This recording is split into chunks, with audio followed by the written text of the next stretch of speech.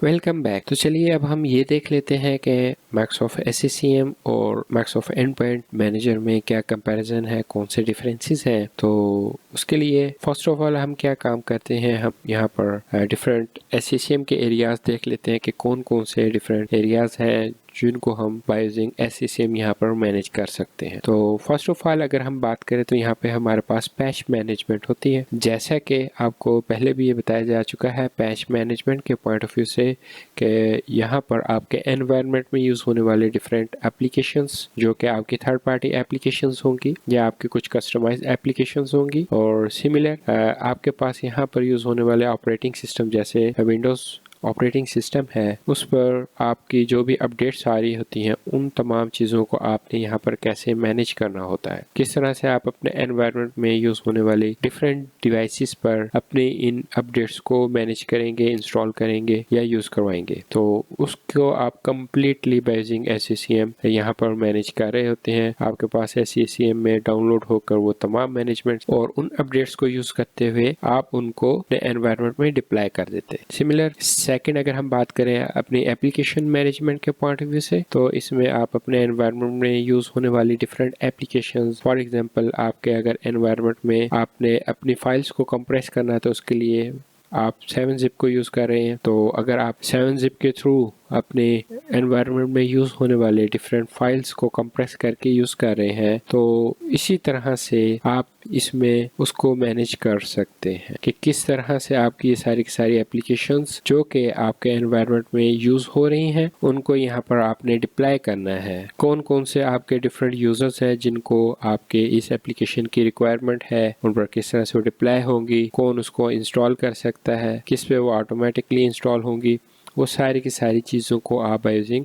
Application management यहाँ पर control कर सकते हैं। सिमिलर अगर हम ऑपरेटिंग सिस्टम डिप्लॉयमेंट की बात करें तो जैसे कि अगर हम अपने फिजिकल एनवायरनमेंट में WDS सर्विसेज को यूज़ कर रहे होते हैं जो कि हमारी विंडोज़ डिप्लॉयमेंट सर्विसेज हैं, जिसमें हम बाय यूजिंग PXE अपने सिस्टम को बूट करवाते हैं और ओवर द लैन हम उसके ऊपर ऑपरेटिंग सिस्टम की डिप्लॉयमेंट कर देते हैं। तो इसी तरह से उस चीज़ को आप SCCM के थ्रू भी मैनेज कर रहे होते हैं और बाय यूजिंग SCCM आप अपने एनवायरनमेंट में डिफरेंट ऑपरेटिंग सिस्टम्स की डिप्लॉयमेंट भी कर सकते हैं। और इसी तरह से अगर हम रिमोट मैनेजमेंट की बात करें तो नॉर्मली ये होता है कि आपके प्रोडक्शन एनवायरनमेंट में या फिजिकल एनवायरनमेंट में आप किसी थर्ड पार्टी एप्लीकेशन को यूज़ करके रिमोटली अपने एंड यूज़र की डिवाइसेस को एक्सेस कर रहे होते हैं और उनको ट्रबल शूट कर रहे होते हैं। तो अगर आप SCCM के थ्रू काम कर रहे हैं उसमें आपको यहाँ पर किसी किस्म की ये ज़रूरत नहीं है कि आप किसी थर्ड पार्टी एप्लीकेशन को अपने एनवायरनमेंट में डिप्लॉय करें। आप directly by using remote management अपने एंड यूज़र की डिवाइसेस को रिमोटली एक्सेस कर सकते हैं और उनको ट्रबल शूट कर सकते हैं। सिमिलर यहाँ पे आप अपनी कंप्लाइंस मैनेजमेंट भी कर सकते हैं। कंप्लाइंस मैनेजमेंट से मुराद ये है कि आप कुछ सेट ऑफ रूल्स या पॉलिसीज डिफाइन कर देते हैं जिसकी बेस पर कोई भी डिवाइस आपके SCCM का पार्ट बनती है। तो अगर कोई भी डिवाइस जो आपके SCCM को ज्वाइन कर रही है और वो आपके जो भी आपने उसमें सेट ऑफ पॉलिसीज डिफाइन कर दी है उस पर वो फुलफिल नहीं होती तो वो उसको नॉन कंप्लाइंट कर देता है। तो उसमें आपकी उन डिवाइसेस को लिमिटेड एक्सेस होती है, जबकि जो भी आपकी कंप्लाइंट डिवाइसेस होती हैं उनको फुल एक्सेस होती है जो भी आपने यहाँ पर उसके लिए एक्सेस सेटअप कर दी है। तो जब आप अपनी इन्वेंट्री की बात करते हैं या रिपोर्टिंग की बात करते हैं तो उसमें भी आपको बहुत ज़्यादा हेल्पफुल हो जाती है कि कौन से आपके इन्वायरमेंट में कंप्लाइंट डिवाइसेस हैं और कौन कौन सी नॉन कंप्लाइंट डिवाइसेस है। तो सारी की सारी आप management by using compliance management इसमें कर सकते हैं। सिमिलर अगर हम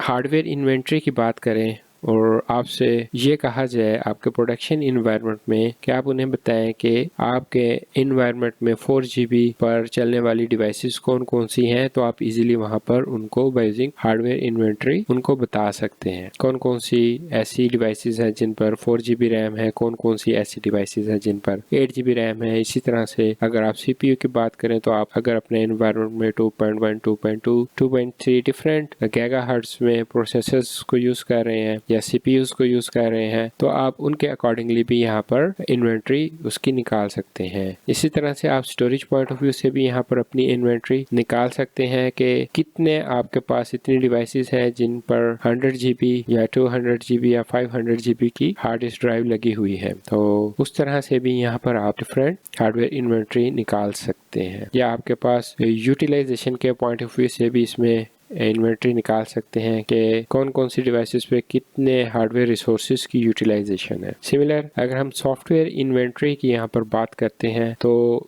बेसिकली यहाँ पर आपके पास आपके एनवायरनमेंट में यूज होने वाले डिफरेंट सॉफ्टवेयर्स होते हैं। तो आप बाय यूजिंग इन्वेंट्री बहुत अच्छे वे में अपने सॉफ्टवेयर्स की भी मैनेजमेंट कर सकते हैं। फॉर एग्जांपल अगर किसी ने भी कोई थर्ड पार्टी सॉफ्टवेयर इंस्टॉल किया हुआ है अपनी डिवाइस पर और वो यूजर या काफी सारे यूजर्स आपके उस सॉफ्टवेयर या एप्लीकेशन को नहीं यूज कर रहे और उसके बिला वजह आपको कॉस्ट बेयर करना पड़ रही है, तो बाय यूजिंग सॉफ्टवेयर इन्वेंट्री आप उस स्पेसिफिक सॉफ्टवेयर की इन्वेंट्री कर लेंगे कि कितने डिवाइसेस पर आपका फॉर एग्जांपल 7-zip इंस्टॉल है और कौन कौन सा यूजर है जो आपका 7-zip यूज कर रहा है और कौन कौन सा यूजर है जो आपके उस 7-zip सॉफ्टवेयर को यूज नहीं कर रहा। तो आप उनकी इस तरह से इन्वेंट्री करके उन डिवाइसेस पर से 7-zip को अनइंस्टॉल कर सकते हैं ताकि आप उसके लाइसेंस की कॉस्ट को सेव कर सकें। तो इस तरह से आपके पास मल्टीपल एग्जांपल्स हैं सॉफ्टवेयर इन्वेंट्री के पॉइंट ऑफ व्यू से भी। सिमिलर आप बहुत अच्छे वे में वेल मैनर्ड वे में यहाँ पर अपनी रिपोर्टिंग कर सकते हैं। रिपोर्ट्स चाहिए होंगी आपको जैसे कि मैंने ऊपर आपको हार्डवेयर और सॉफ्टवेयर इन्वेंट्री में बताया है। इसी तरह से यहाँ पर आप रिपोर्ट्स भी बहुत डीपली जाकर यहाँ पर निकाल सकते हैं। फॉर एग्जांपल अगर आप ये देखना चाहते हैं कि आपके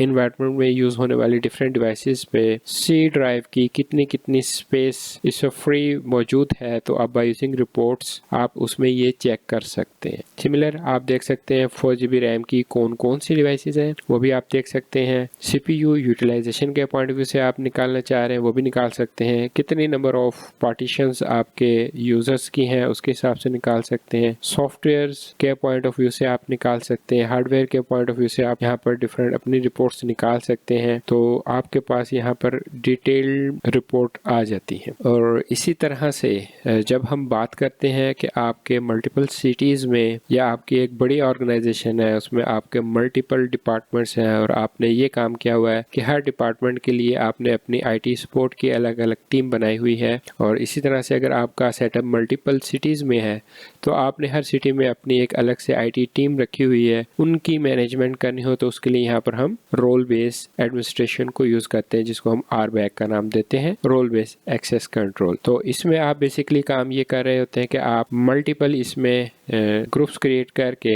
और उनमें अपने उन IT मेंबर्स को ऐड करके उनकी एडमिनिस्ट्रेशन कर सकते हैं, जिसमें सिर्फ उनको आप जो भी एरिया या कोई एक स्पेसिफिक डिपार्टमेंट देंगे उसी डिपार्टमेंट या उस सिटी के जो भी नंबर ऑफ यूजर्स होंगे उन्हें वही नजर आएंगे और उन्हीं की वो मैनेजमेंट कर सकेंगे। इसके अलावा उन्हें आपके कंप्लीट एनवायरनमेंट की एक्सेस नहीं होगी। तो ये चीज भी आप बाय यूजिंग SCCM यहाँ पर कंट्रोल कर रहे थे। तो अब हम बात कर लेते हैं माइक्रोसॉफ्ट एंड पॉइंट मैनेजर के कौन कौन से एरियाज है। जैसे कि आपको प्रीवियस स्लाइड में ये बताया है कि ये तमाम की तमाम मैनेजमेंट आप बाय यूजिंग SCCM कर रहे थे। तो इसमें जब हम माइक्रोसॉफ्ट एंड पॉइंट मैनेजर की बात करते हैं तो वो बेसिकली आपका यहाँ पर ऑपरेटिंग सिस्टम डिप्लॉयमेंट के अलावा तमाम मैनेजमेंट कर रहा होता है। और उसके अलावा भी यहाँ पर माइक्रोसॉफ्ट एंड पॉइंट मैनेजर के कुछ एक्स्ट्रा एरियाज हैं जिनको वो कंट्रोल कर रहा होता है, जिसमें पावर्ड PCs हैं आपके पास जो कि आपके क्लाउड बेस्ड PCs होते हैं जिनको आप वेब बेस एक्सेस कर सकते हैं। इनको आप नेक्स्ट जनरेशन PCs भी बोलते हैं। तो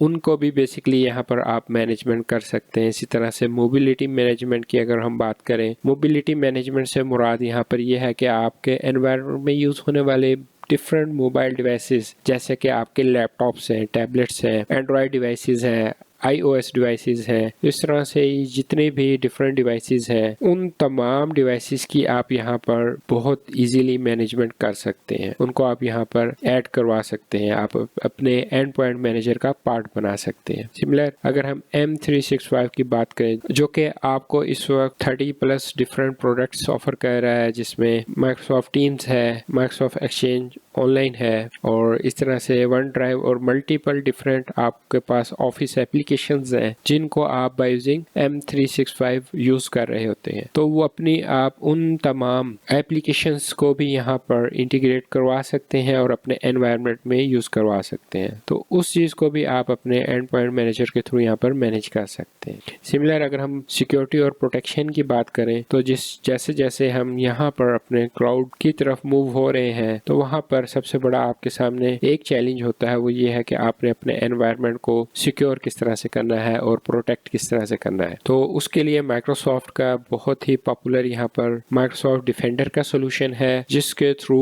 आप अपने क्लाउड एनवायरनमेंट को, जो कि यहाँ पर हमारे पास माइक्रोसॉफ्ट एंड पॉइंट मैनेजर है, उसको बहुत अच्छे वे में यहाँ पर मैनेज कर सकते हैं और अपने एनवायरनमेंट को सिक्योर और प्रोटेक्ट कर सकते हैं। उसके बाद यहाँ पर आपके पास डिफरेंट यूज होने वाली IoT डिवाइसेस हैं, उनको भी आप बड़े इजी वे में यहाँ पर मैनेज करवा सकते हैं। सिमिलर अगर आप AI ML पर काम कर रहे हैं तो उन तमाम चीज़ों को भी आप अपने एंड पॉइंट मैनेजर का पार्ट बना सकते। तो ये कुछ एक्स्ट्रा फीचर है जो आपको SCCM के फीचर से अलावा यहाँ पर देखने को मिलेंगे और आप बहुत अच्छे वे में यहाँ पर उनको मैनेज कर सकते हैं।